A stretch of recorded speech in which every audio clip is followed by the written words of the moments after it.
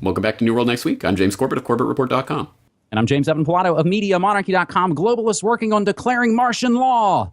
We got that story. But we also got some good news coming out of Okinawa, Japan. But first, some good news, if you're Israel, that is, as U.S. National Security Advisor Susan Rice said the proposed military aid package to Israel is larger than any the United States has ever offered to any country. Under the headline, America's $40 billion aid package to Israel is largest ever. The 10-year aid program would give Israel up to $40 billion to upgrade its military aircraft and missile defense systems to defend against militants in Lebanon and the Gaza Strip and Al-Qaeda and Islamic State affiliates in Syria and Egypt. Speaking back on June 7th in Washington to the American Jewish Committee Global Forum, Rice said the pact would constitute a significant increase in support. With $3.1 billion in 2015, Israel is the biggest beneficiary of U.S. foreign aid. Officials from Israel and the United States have said a $4 billion package for 2016 is under consideration.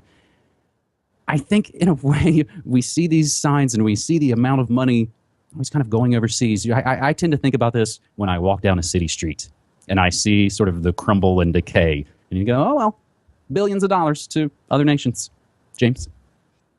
I want to say, this is insane, but that actually presupposes that there is actually supposed to be some sort of logic to this. There isn't. There is no logic to this. It is the Israeli tail wagging the American dog, as usual, and it is $40 billion. $40 billion. So from now on, let's set a new rule. Not to be Bill Maher, but let's set a new rule. Anytime any politician, for any reason, says that they are having any budgetary problems meeting any sort of their budget requirement, how about American citizens say, $40 billion to Israel, we have the money, it's right there, there's $40 billion. Never mind the, how many trillion is it now that's been missing from the Pentagon over the past 15 years? 8.5 trillion?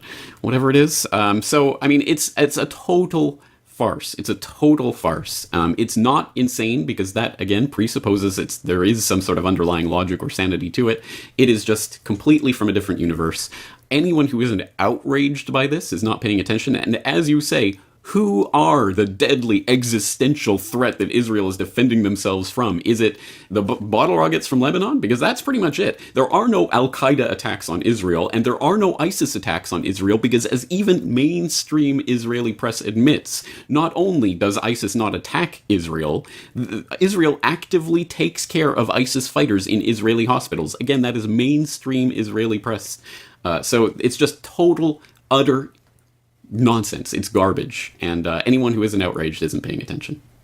And is it maybe some element of, like the banksters, fund all the sides and essentially see who's going to pull out in front? Because at the same time, there's all kinds of money for bombs to kill little kids going to the Saudis. And there's enough war chest money to just sort of helicopter around as they seem to do.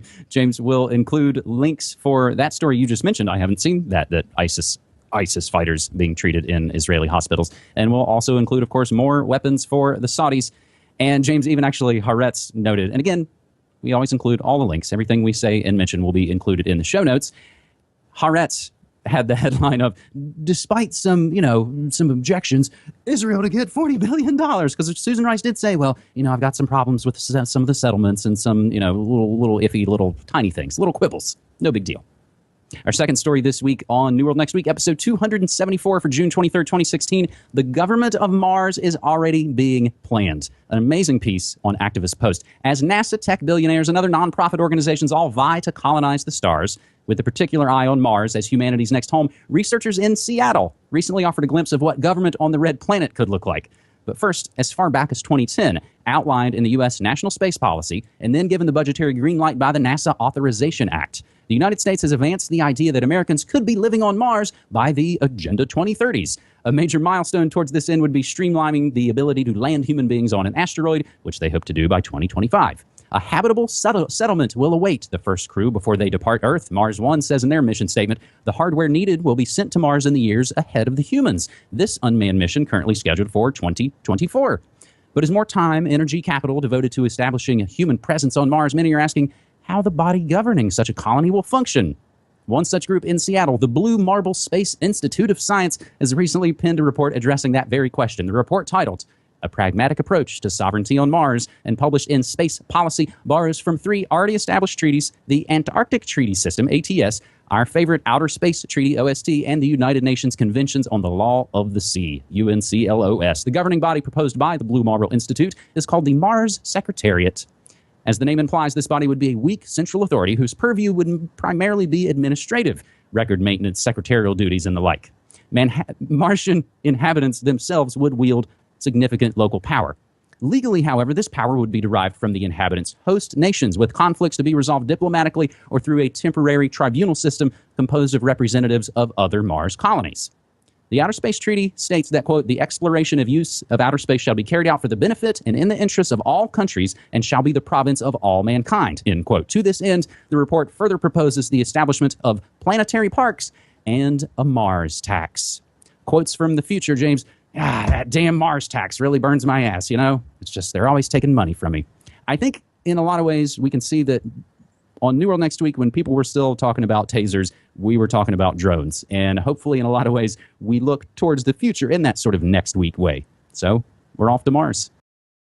You know, James, of all of the really horrible and sad, depressing news that we've covered over the years, I don't think any story is as fundamentally depressing to me as a story that says that human beings literally can't even think about theoretically going to a new place without the thought immediately following, I wonder what government we can set up there.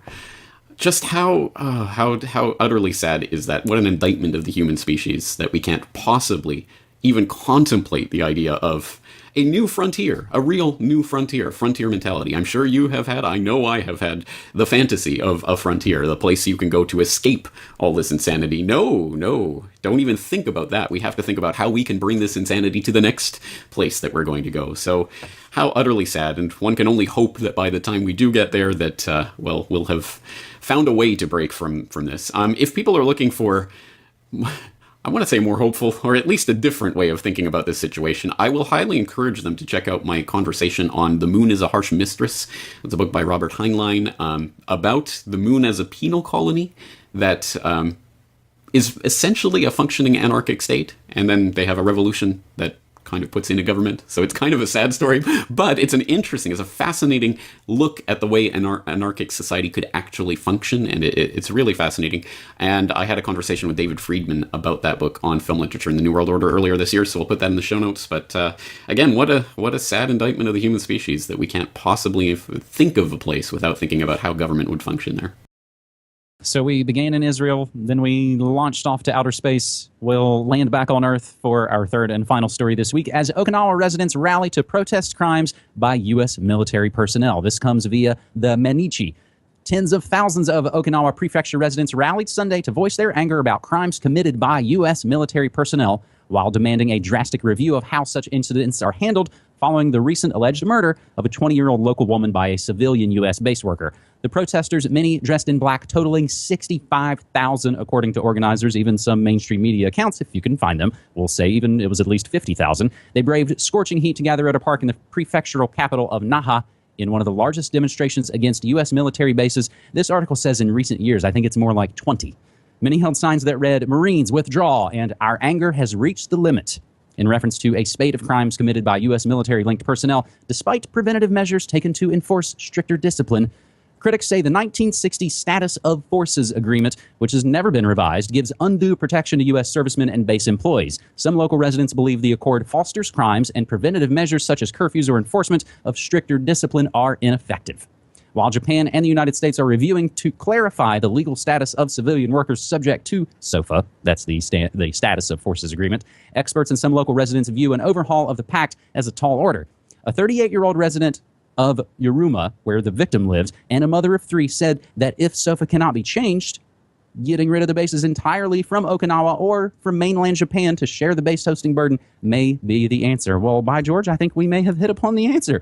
Get rid of the military base. How about that, James? It would be nice. It ain't gonna happen, but it would be nice. Yeah. Let's flesh that out a little, because you say the biggest protests in 20 years. Yes, specifically since 1995, when 3 American servicemen raped a 12-year-old girl in Okinawa. So definitely not the first time that we've had people connected with the bases attacking, killing, raping people there. So understandably, the Okinawans are pretty upset about that. And so this has been an issue, I mean, at least since 1995. They've been talking about relocating the bases or closing the bases. It hasn't happened in 20 plus years. It's not going to happen, especially now that they're ramping up the new Cold War nonsense with China. And Okinawa becomes even more strategic. And let's not lose sight of the fact, in all of this, the Okinawan people are mere, if not even pawns in this game. They're almost like obstacles. They're just kind of in the way of the U.S. military plans here. And we shouldn't lose sight of the fact that Okinawa is its own island with its own culture, its own history, its own people, that it was forcefully assimilated into Japan and paid the price of a quarter of its population dying during the World War II as Okinawa was invaded. And now it has it bears the brunt of 74% of all U.S. servicemen in Japan are stationed in Okinawa, 50,000 Americans in all. And they're getting raped and murdered by American servicemen or people connected with the bases, and they just have to sit there and take it. And politicians will come and deliver mealy-mouthed platitudes, and nothing will change. Speaking of which, as we record this on Thursday, June 23rd here in Japan, later today, Prime Minister Abe is going to be in Okinawa to deliver a speech commemorating the 71st anniversary of the end of World War II in Okinawa, and he'll probably deliver some mealy-mouthed platitudes about the burdens that the Okinawan people have to face with these bases, but it ain't going to change anything, and he's not even planning to meet with the governor of Okinawa to discuss the possibility of further relocation or closing of bases. So again, there's no real political impetus here. It is good that the people of Okinawa are upset about this. They are paying attention, but unfortunately, I don't see any change to this in the near future. A little bit of good news, hopefully, where we can find it. The latest episode of Good News Next Week is up on my own YouTube channel, Media Monarchy. Radio wins when all else fails, about the power of ham, aka amateur radio. When everything else craps out, ham radio will still be there, and it is thriving. We also talk about the lowering confidence in all your institutions and a music camp for the blind in West Virginia. Now, some of the other stories we're looking at using hashtag New World Next Week. We begin with a headline from one of our New World Next Week tweeters.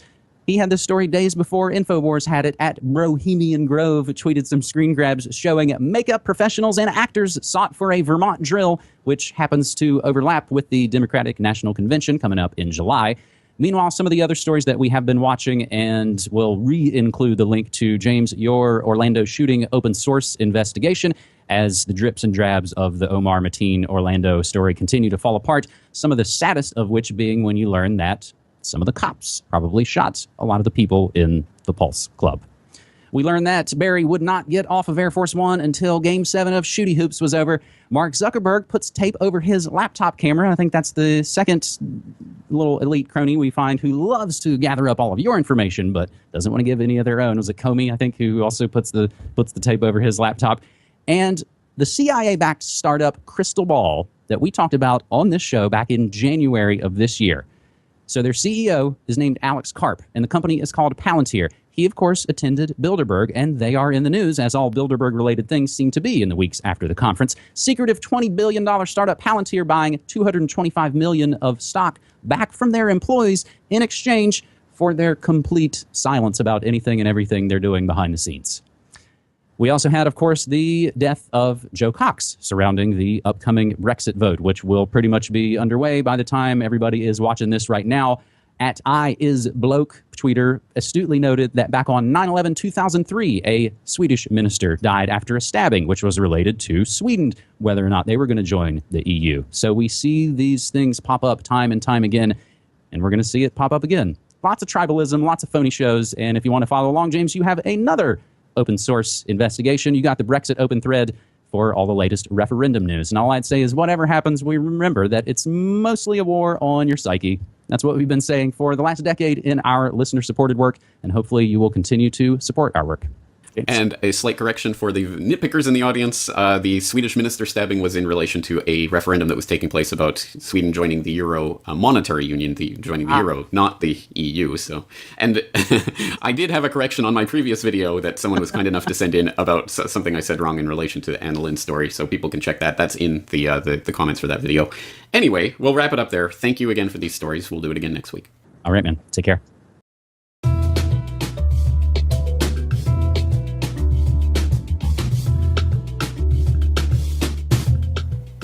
Welcome back to New World Next Week. I'm James Corbett of CorbettReport.com.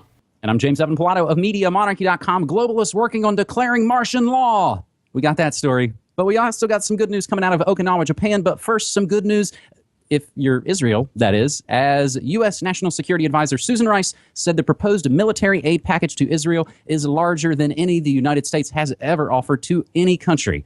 Under the headline, America's $40 billion aid package to Israel is largest ever. The 10-year aid program would give Israel up to $40 billion to upgrade its military aircraft and missile defense systems to defend against militants in Lebanon and the Gaza Strip and Al-Qaeda and Islamic State affiliates in Syria and Egypt. Speaking back on June 7th in Washington to the American Jewish Committee Global Forum, Rice said the pact would constitute a significant increase in support. With $3.1 billion in 2015, Israel is the biggest beneficiary of U.S. foreign aid. Officials from Israel and the United States have said a $4 billion package for 2016 is under consideration.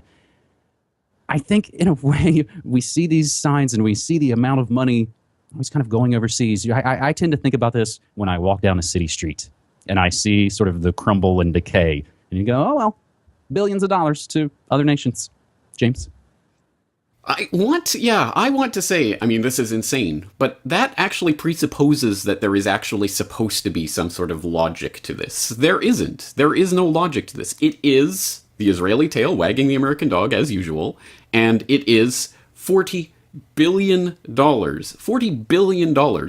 So from now on, let's set a new rule. Not to be Bill Maher, but let's set a new rule. Anytime any politician, for any reason, says that they are having any budgetary problems meeting any sort of their budget requirement, how about American citizens say, $40 billion to Israel, we have the money, it's right there, there's $40 billion. Never mind the, how many trillion is it now that's been missing from the Pentagon over the past